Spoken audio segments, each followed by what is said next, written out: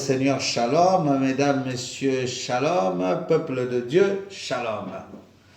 Aujourd'hui, nous allons parler d'une très bonne thématique, une thématique qui nous amène dans la parole de Dieu, comme d'habitude, vous le savez très bien. Cette thématique nous fait savoir comment il faut changer, comment il faut mériter le changement et comment changer le langage. C'est pourquoi son titre, c'est Change ton langage. Le livre de Jacques 1, 22, verset 3, la Bible nous dit, je cite, « Mettez en pratique la parole et ne vous bornez pas à l'écouter, en vous trompant vous-même par de faux raisonnements. » 23, la Bible dit, « Car si quelqu'un écoute la parole et ne la met pas en pratique, il est semblable à un homme qui regarde dans un miroir son visage naturel. » Parce que tout ce qui est biblique est de surnaturel, il est de l'abstrait, donc ce n'est pas quelque chose, c'est spirituel. C'est spirituel, ce n'est pas ce que vous avez naturellement l'habitude de faire quand vous vous retrouvez entre vous. Hein? Vous savez, si Dieu fait toujours des miracles, des choses spectaculaires, parce que tout vient de sa parole, hein? Jésus a confirmé au commencement était la parole et la parole était avec Dieu. Hein? Car la Bible nous donne toutes les opportunités. La Bible nous parle de tout. La Bible nous éduque sur tout. La Bible nous conduit sur les bons chemins. La Bible nous parle même des tribus. Vous voyez, je vais vous prendre un exemple, la tribu d'Issachar dans la Bible. Mais est-ce que vous faites des recherches pour les chrétiens? Je vous demande de faire des recherches, de connaître la tribu d'Issachar. Je vous parlerai de cette tribu prochainement. Ils ont fait beaucoup de prouesses dans les recherches. Ils ont des intelligences. Et ces intelligences peuvent être formées dans l'Église, pas comme tribu, puisque cette tribu d'Issachar était un exemple pour les repères que la Bible nous donne. Mais la tribu d'Issachar, on peut former un petit groupe à nous, par exemple, dans l'Église, on dit clan Issachar. Clan, c'est pas bon dans l'Église, on peut dire comme une chorale d'Issachar. Est-ce que des gens ont pensé déjà à faire ça? Chorale d'Issachar, à ce moment, vous prenez les intelligences qu'il y avait dans la tribu d'Issachar. La Bible nous donne des repères. Hein?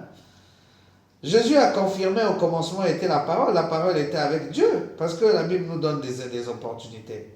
Parce que sans Dieu, tu ne peux pas vaincre l'ennemi, tu ne peux pas vaincre le diable, tu ne peux pas réussir, tu ne peux pas affronter ce qui est impossible. Mais comment voulez-vous que dans le monde, les gens ont toujours ce langage en disant non, j'avais lu, c'est vrai que la Bible dit ça, mais moi j'ai été plus brillant pour avancer. C'est pas vrai, change ton langage, mon frère. Sois sérieux, attention, si ce que tu es là, si tu t'es réveillé, c'est grâce à Dieu. Sinon, tu n'allais pas te réveiller. Hein? Si Dieu te donne une autre couleur, crois. Si Dieu te dit que c'est jaune, là tu vois que c'est rouge, crois. Mais en croyant, demande la sagesse et l'intelligence à Dieu. Fais de la sagesse un ami et de l'intelligence une sœur, ou tu fais vice-versa. Qu'il soit avec toi, afin que ce que tu veux atteindre comme objectif, Dieu t'a dit, vas-y. Hein? Parce que n'oubliez pas que la vie et la mort est au pouvoir de la langue. Tout ce que nous prononçons, tout ce que nous voulons obtenir, tout ce que nous disons au nom des autres, tout ce que nous disons en bien pour nos enfants, pour tout le monde. Est-ce qu'il vous arrive quelquefois la nuit d'être dans votre chambre en train de faire la prière? Il faut citer chacun de vos enfants. Si le premier enfant chez moi s'appelle par exemple Blazing, je dis Blazing, ma fille, tu réussiras, tu auras un très bon travail. Tu auras un très bon mari, vous allez vous multiplier, vous allez évoluer, tu auras un bon avenir. Et tu prends, tu dis, mon fils Jordan, tu réussiras, tu iras loin. Ma fille Grace, tu réussiras. Mon fils Kevin, tu seras pilote. Mon fils Yohan, tu seras médecin. Mon fils XY. Vous comprenez que c'est comme ça. Hein? Tu prononces, tu dis Nathanaël, tu seras un grand chef du gouvernement dans le pays. Et voilà, c'est comme ça que ça se fait.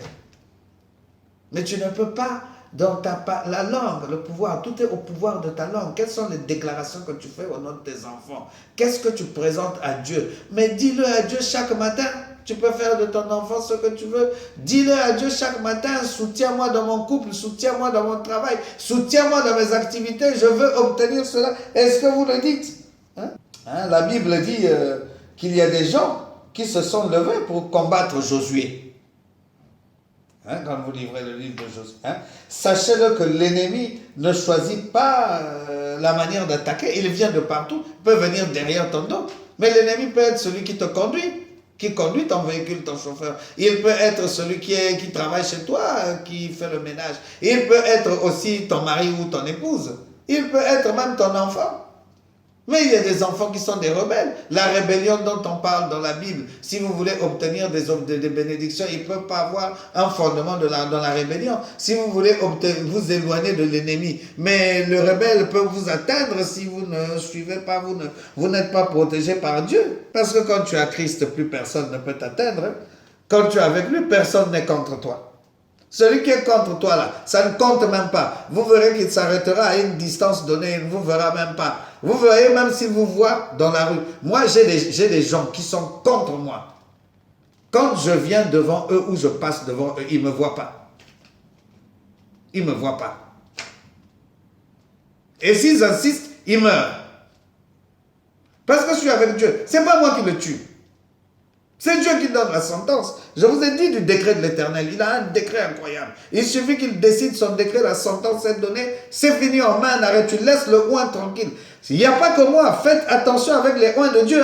Je vous donne ce conseil. Faites énormément attention, vous qui partez dans les églises. Respectez les pasteurs. Respectez les prêtres. Respectez les bishops. Tout ce que vous avez prophètes dans vos églises, j'ignore. Respectez-les. Faites attention. Ne dites pas des mauvaises choses à leur nom. Ne faites pas, ne sortez pas n'importe quoi à votre langue, car la langue peut embraser tout un village, toute une forêt. Votre langue, la faites très attention, parce que je vous connais. Comment vous vous comportez souvent, comment vous êtes un peu belliqueux. Vous avez ce lien-là, ce lien d'être belliqueux. Mais c'est un lien, il faut le briser, c'est un lien du diable. Parler, c'est un lien du diable. Souvent, il est associé à l'alcool et au tabagisme et à l'impudicité. Après, il vous conduit à parler. C'est souvent, vous verrez, c'est des femmes infidèles qui le font, des hommes infidèles ou des hommes de la rue. Ils sont comme ça, ils parlent, mais Dieu fait le point. Quand il calcule que c'est ton roi, il te tape dedans. Renouvelez votre alliance, priez chaque matin, priez sans cesse, demandez toujours à Dieu, faites toujours avec lui avant de démarrer quelque chose. Ne faites jamais vous-même. Demandez toujours à Dieu, c'est plus avec sagesse. Et soyez humble. Vous vous humiliez devant Dieu, mais vous aurez la victoire. C'est vous qui serez victorieux, vous serez plus que victorieux. Puisque vous aimez les victoires. Mais Dieu vous donne les victoires, parce que vous n'aimez pas les échecs. Une fois quand vous avez l'échec, vous êtes découragé. Vous arrivez même à rejeter Dieu. Mais attention, ce que vous dites là, après le malheur vous arrive. Quand tu as dit tu es intouchable, quand je ne sais pas, il faut être intouchable. Il y en a qui disent qu'ils sont intouchables, j'ai la garde, si tu viens chez moi, je t'arrête. Mais tu n'es pas intouchable avec Dieu, il est comme le coronavirus. Il vient, il rentre dans ton nez, il rentre dans ta bouche et il te demande de contaminer ta famille. Tu dis que tu es intouchable, tu n'es pas intouchable. Tu as juste des créatures qui sont devant toi, point barre. Mais sinon tu n'es pas intouchable, au fond de toi on peut bien te toucher. N'ayez pas peur, croyez seulement quand vous avez besoin de quelque chose. Changez votre langage dans la prière. Lorsque Josué je reviens sur Josué, lorsque Josué a constaté qu'il ne pouvait rien, il a arrêté le temps, parce qu'il avait beaucoup de gens qui venaient, qui voulaient le prendre. Il a arrêté le temps, et ça s'est passé le 30 octobre 1207, avant l'ère commune. Le plus ancien de cette époque décrit une éclipse annulaire qui a paru carrément quand il a arrêté. Il a arrêté en plein soleil le temps. Il a arrêté le soleil. Paf, l'éclipse est apparue. Ça, c'est le plus ancien, le dernier restant de survivant de cette époque qui l'explique. Et ça s'est passé, il donne même la date au 30 octobre 1207. Dans le chapitre 10 du livre de Josué, raconte aussi la même chose. Ils le disent. Ils disent, Alors, chapitre 10, verset 12, il le dit. Alors Josué parla à l'Éternel le jour où l'Éternel livra les Amoréens. Le jour où l'Éternel livra les Amoréens aux enfants d'Israël. Le soleil s'arrête. Soleil, arrête-toi. Ils ont donné un ordre au soleil. Soleil, arrête-toi. Sur Gabaon. Et toi, lune, sur la vallée d'Ajalon. Donc, on a arrêté le soleil à Gabaon, la lune sur la vallée d'Ajalon. Tout s'est arrêté, 2 jours. Vous verrez dans le calendrier, la date le mois de février s'arrête au 28. Ce sont les 2 jours qui manquent, les 2 jours que Josué ont arrêté le soleil. Ils ont demandé à Dieu. Mais ils l'ont dit que ta volonté se fasse, soleil, arrête-toi. Hein? C'est pour votre information, pour ceux qui aiment les recherches. Gabaon, c'est une ville à 9 km du nord de Jérusalem. Et puis Ayalon, c'est une vallée d'Israël située du long de la route de Tel Aviv à Jérusalem. Donc certains peuvent peut-être, si vous êtes en voyage, en pèlerinage à Jérusalem, vous pouvez demander où se trouve Gabaon ou Ayalon. Votre guide pourra peut-être se faire le plaisir de vous demander de regarder. Mais on ne vous a pas dit, allez-y vous posterner là-bas, que Dieu est passé par là, il se trouve là. Non, c'est peut-être lors du pèlerinage. Mais Dieu est toujours avec vous. Son esprit, si vous demandez, il viendra dans vos demeures. Et dans vos demeures, vous pouvez demander l'onction divine, vous l'obtiendrez. Parce qu'il faut toujours éviter de vénérer la créature au lieu du créateur. Hein? Comme vous faites toujours, vous vénérez vos objets là. Vous vénérez la marmite, vous mettez là, vous dites que c'est là où il y a toute la puissance. Non, il n'y a rien là-bas. Si on envoie une parole, on casse en petits morceaux, vous vénérez vos petits tissus que vous mettez dans les coins de la maison. Il y a beaucoup de choses là, comme certaines femmes qui vénèrent la poudre là. Vous savez, il y a des femmes qui ont des poudres. Quand elles font comme ça, faites attention, hein, c'est la poudre du diable. Une poudre, quand quelqu'un la prend, il la met tranquillement dans sa chambre seule. Mais quelqu'un qui met la poudre devant vous, faites attention, les femmes qui mettent la poudre là, la poudre là, c'est vaste, c'est pour vous fermer les yeux. Hein? Mais si vous avez les cailles tombées avec tout ce que moi je vous donne comme bénédiction là, on ne peut pas vous atteindre parce que vous allez rejeter ça juste en criant par le nom de Jésus-Christ. Tout vous est acquis par le moyen de la rédemption et du sang. Donc, voyez-vous que j'étais en train de vous dire, changez votre langage, ayez confiance en Dieu, repentez-vous, faites toujours tout avec Dieu. Vous pouvez aussi faire arrêter le soleil. Ça ne veut pas dire que vous ferez comme Josué, mais votre manière d'arrêter le soleil peut être une manière d'arrêter la pauvreté. Vous pouvez arrêter aussi les disputes dans la maison. Vous pouvez arrêter aussi que votre nom soit un nom qui se colporte partout. Vous pouvez arrêter aussi des mauvaises choses que les gens disent de vous. Vous pouvez fermer leur bouche. Daniel a fermé la bouche des gueules des lions dans la fosse. Vous pouvez fermer la bouche. Dans la Bible, Daniel l'a fait. Donc vous pouvez fermer la bouche de ceux qui parlent de vous. Vous pouvez rejeter la pauvreté. Vous pouvez rejeter le manque d'électricité, le manque de logement. Est-ce que vous savez qu'il y a des personnes qui n'ont pas de logement?